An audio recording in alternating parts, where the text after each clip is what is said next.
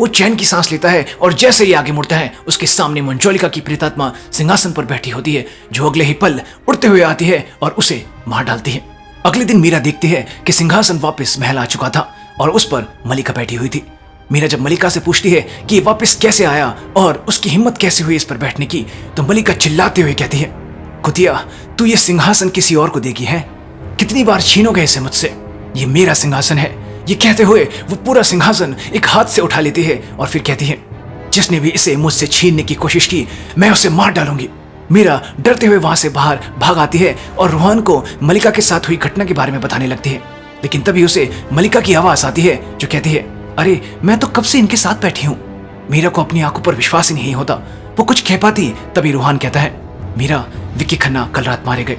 उसी पल मंदिरा पागलों की तरह हंसते हुए वहां आती है और कहती है, वो मारा गया है ना?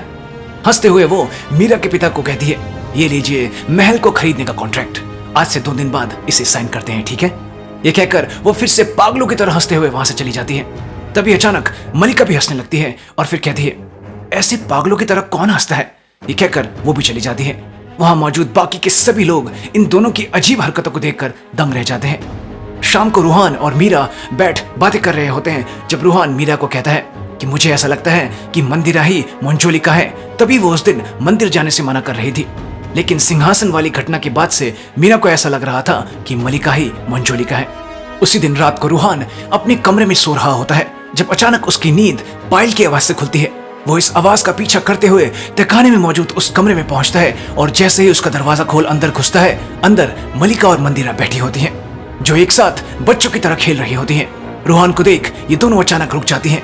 उसी पल दरवाजा भी बंद हो जाता है और मलिका और मंदिरा कहती हैं, तू यही सोच रहा है ना, हम दोनों में से मंजोलिका कौन है? मलिका कहती है, मैं हूं मंजोलिका।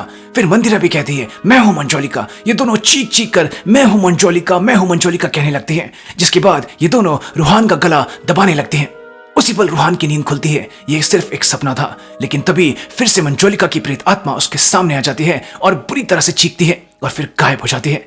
रूहान डर के मारे सारी रात महल के बाहर गुजारता है और अगले दिन अपने दोस्त टिल्लू को लेकर गाड़ी के जरिए महल से भाग निकलता है, लेकिन हर बार उसकी गाड़ी रहस्यमय तरीके से घूमकर वापस महल ही आ जाती है।